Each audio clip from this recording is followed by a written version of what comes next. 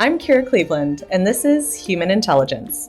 With my co host, Ned Hayes, we talk about the importance of human creativity in the age of AI. Welcome to the future. Hey, good morning, Kira. Good morning, Ned. Good to see you.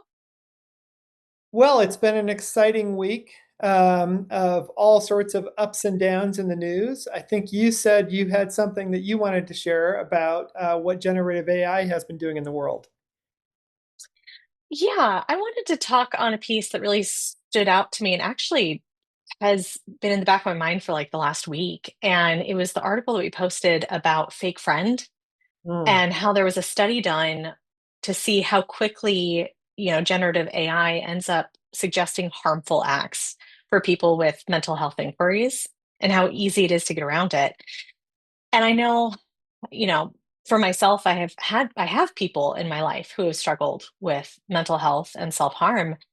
And reading it as a mom just brought this whole new level of concern to me in the world that my son is growing up in and, that kids are kind of faced with. So I just wanted to touch base on that really quick because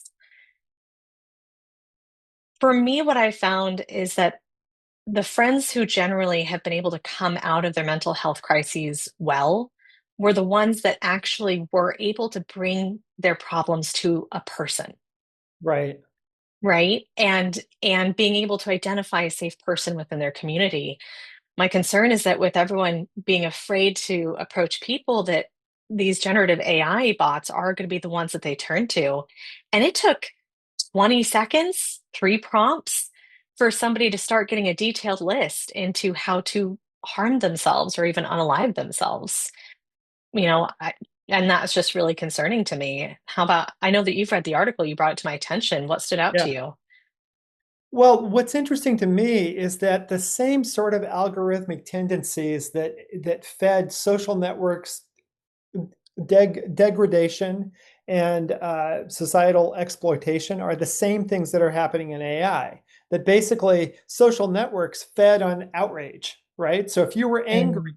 then your stuff went to the top, or if you were disturbed, your stuff went to the top of the stack. So conspiracy theories became a big thing on social networks. Outrage, anger, all those things fed the algorithm.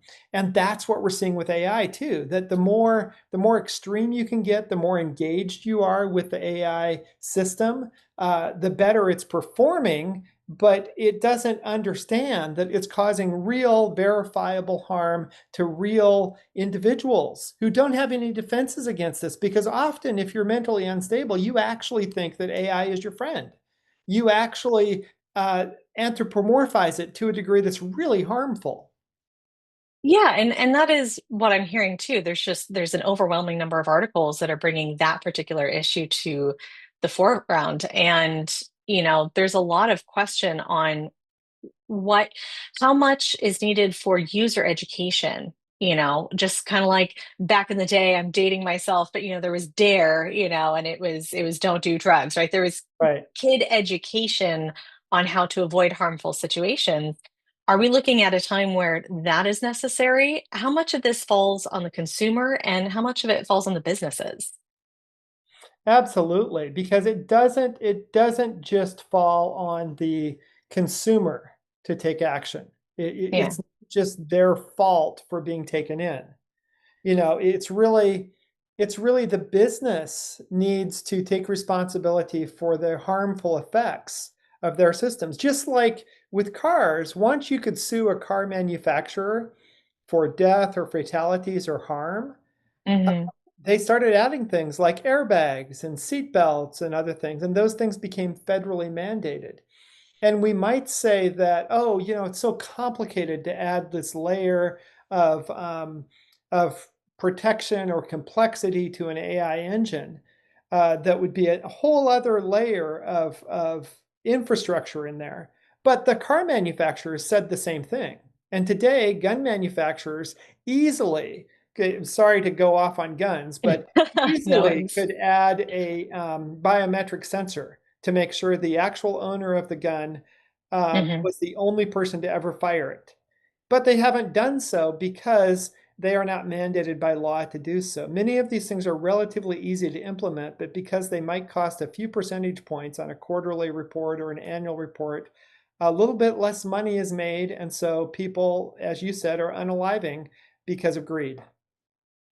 Which that just breaks my heart, and honestly, I'm one of those unpopular moms, at least according to my kid, because I'm really strict on tech, as far as different gaming platforms. Like Roblox is a hard no for me, just with all the child predator things that it's been dealing with. But what's interesting is, for me, this concept of an AI company choosing to do AI for good, and be responsible is really interesting to me. It's something that I would actually have more respect for, and maybe even let my child use if there were things like even parental controls, Mhm. something that was robust.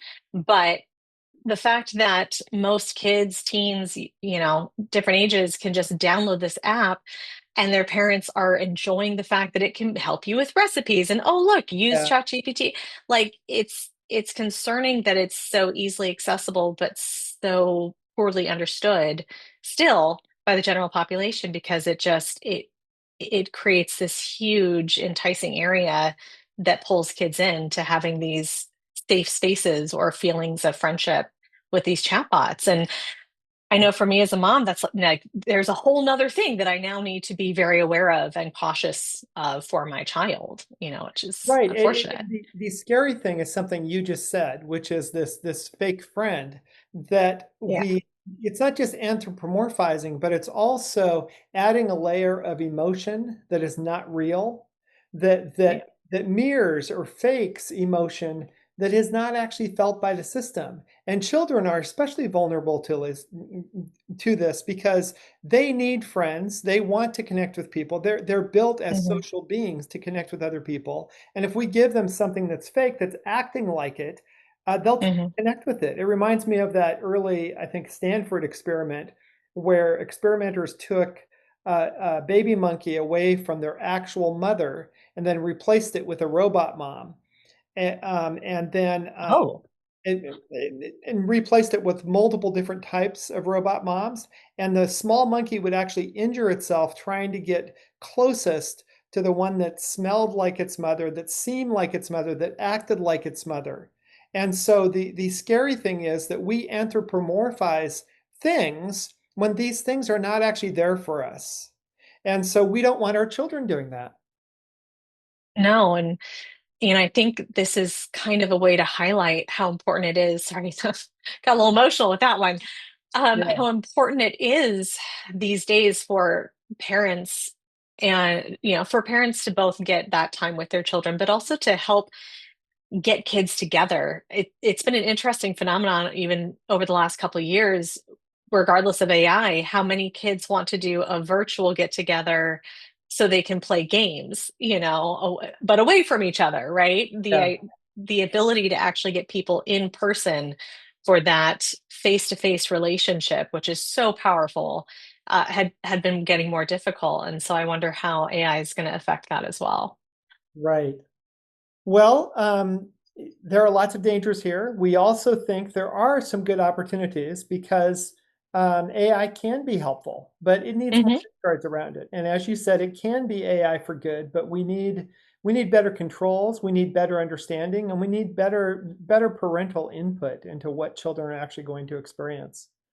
Absolutely. I think that's well said. So that's our note for the week. You can Thank find out you. more about any of Thanks, these Ned. news items and hear the complete interview on the extended premium version of our podcast at humanintelligence.news. Today's episode was produced by Ned Hayes and engineered by Muhammad Adnan. Our analog-only human-themed music was created for the Human Intelligence podcast by Josh Pinkston of Nature and Spirit.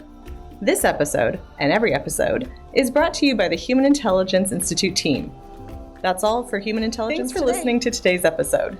As always, this episode is available online at humanintelligence.news.